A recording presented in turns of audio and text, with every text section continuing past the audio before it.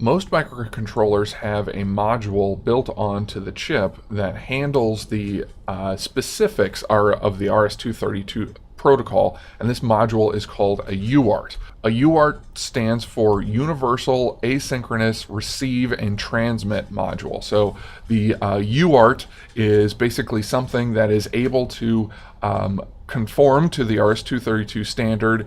Mainly what we have to do to set up the UART module on any board is to set the enable bits, make sure the pin that is externally connected is connected to the UART module, set the baud rate, and then we just have to write to a register and it automatically starts sending data straight away. It's a pretty simple setup, so let's look at an implementation for our particular board. The Freedom Board UARTs are set up like this. UART 0 is the default one, and this one is also the most flexible. We can choose the clock source for this UART 0. This one is connected to our debug console, so when you open PuTTY and connect to the same port as your Freedom Board is connected to, that's the UART that we're connecting to, and that's a RS232 interface. That's what serial interface typically means for lots of devices. We also have UART 1 and 2 available. Those are on different ports on the board. You can look on the schematic where those are, so you can use those to connect to other devices in the system, like if we want to connect to GPS, or if we want to connect to some different sensors, or even communicate with another board entirely. The first thing we need to do for our UART setup is to choose our clock source. And the way we do this is by setting the SIM SOP2 bits for the UART clock source. And remember, this is just like the TPM clock source. We have to choose between whether it's clock disabled, or if we're using the main system clock, which is the PLL clock, the external clock, which is Oscar clock, or some other clock. I'm not sure what MCGIR is, but it's a different clock source. The ones we're considered with is these two. I know that the external clock is 8 megahertz, so we're going to use that one right now and see how it goes. The next thing we're going to do is choose a baud rate divisor, and basically this is what the UART module uses to divide the system clock down to slow enough that it triggers on every single bit that it's either transmitting or receiving. In this case, we're just going to do a simple transmit module, or simple transmit software, where we're going to print out hello world, right? We're going to do a hello world using our UART, our debug console UART. So we're going to use UART 0 to do this.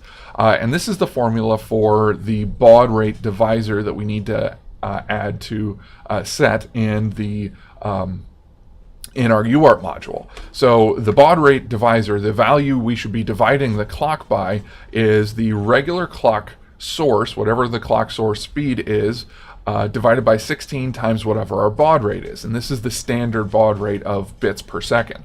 So for our system, the one that we've chosen is the Oscar clock, the external clock, which is 8 megahertz, and we're going to choose a baud rate. The console operates at 11,5200, so 115,200 bits per second. So doing the math for this, we end up with a value of 4.34. Now the baud rate divisor register is only an integer, so we have to basically truncate this. We're going to round down to 4 and put that into the register value. Now let's look at the code that we have so far. The first bit is the hardware init, and this one sets up all of our clocks. And if we go and look at the hardware init function, there's also a debug UART init. So I'm turning this off and commenting it out because I want to try it for myself. I want to see if I can get it to work for myself. So I've commented that one out, and then I need to choose my clock source. So in this case, we saw from that register documentation that I want to set the 8 megahertz Oscar clock by writing a 2 to the 26th bit of the SIM SOP2 register. The next thing that I need to do is enable the port A and set it to UART 0TX, and I found this through the SIM and signal multiplexing chapters of the datasheet. I also need to enable the UART clock. This is also in the gate I need to enable the gate register for the UART, and this is also in the SIM documentation. Then I need to set the baud rate divisor, and I do this with two instructions. I have to set the upper 4 bits first, and then I can set the lower 8 bits in these two registers. And I have to do both of these. No matter if I'm only setting the lower ones, I have to set the upper first and then the lower one, and the system will latch in both of them simultaneously.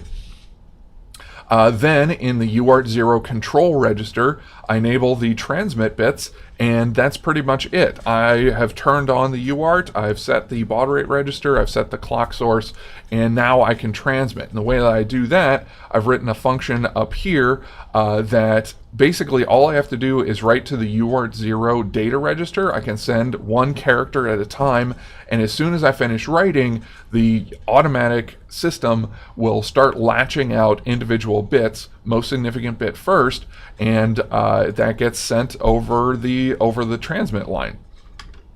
The one thing I do have to do is wait for the transmit complete bit, which is bit 6 in the UART status register, UART 1 status register. You can see that here.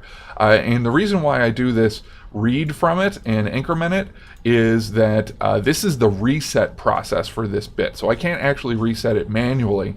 So what I have to do is I have to read from the status register, then I have to write or read from the data register, and that automatically resets it so that the next time as I'm watching for UART S1 to trigger, then I know that I've got a clear one. And basically all this while loop does is say, stay here, wait until transmit is complete, and then move on to the next thing. So my send byte function is called by send message, and it's just a really simple thing that sends a string until it reaches the null terminating character, one byte at a time. My main here sends a whole message of hello world, return, and end line. So this is a carriage return that moves the cursor to the beginning of a line, and end line moves it to the next line. And that's the way that my PuTTY is set up, right? So I should be seeing hello world on this. Let's see on my PuTTY window, which I've got set up over here. Let's see what happens when we debug it.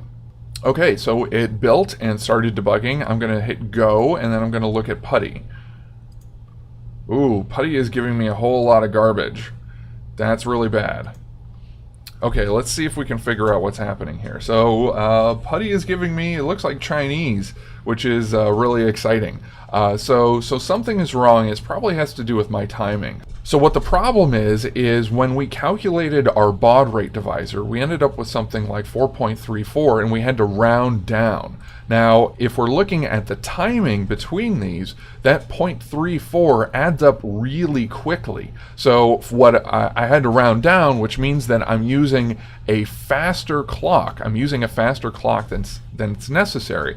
So as the system is marching along, the PuTTY is reading at 115,200 bits per second, while my board is sending at a faster rate than that. So whereas my bits should all line up, what's actually happening is the first bit is off by just a little bit, then the next one is off by a little bit more, then the next one's off by a little bit more. They're all separated by the same amount of time, but because they're off a little bit by a little bit, the error accumulates until we're off by an entire bit at the end, and my encoding gets all mucked up and everything's wrong, right? So I can't successfully communicate.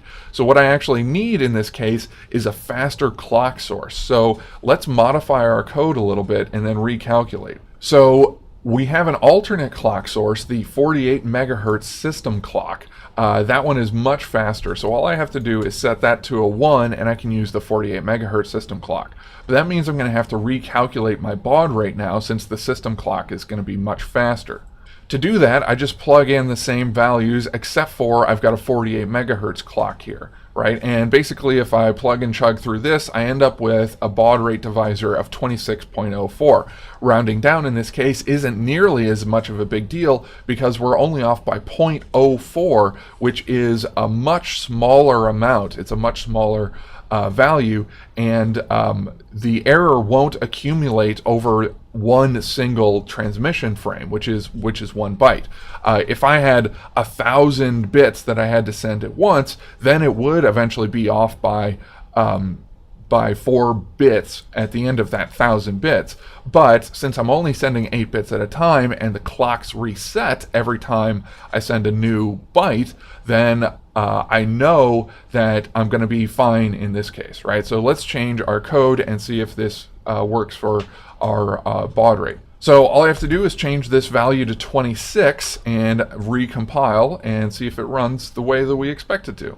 So everything seems to be working, and if I go ahead and hit resume and then go back to PuTTY, hello world, as fast as it possibly can go. So this is how we set up the UART to operate, and it's very important that we look at the amount of error that will accumulate for our baud rate. So if it's too big, then we know we should change our clock settings or figure something else out, or if our rounding error is too big, then we know that we should change our clock settings or figure out some other way to get the baud rate that we need. Maybe even just go with a slower baud rate.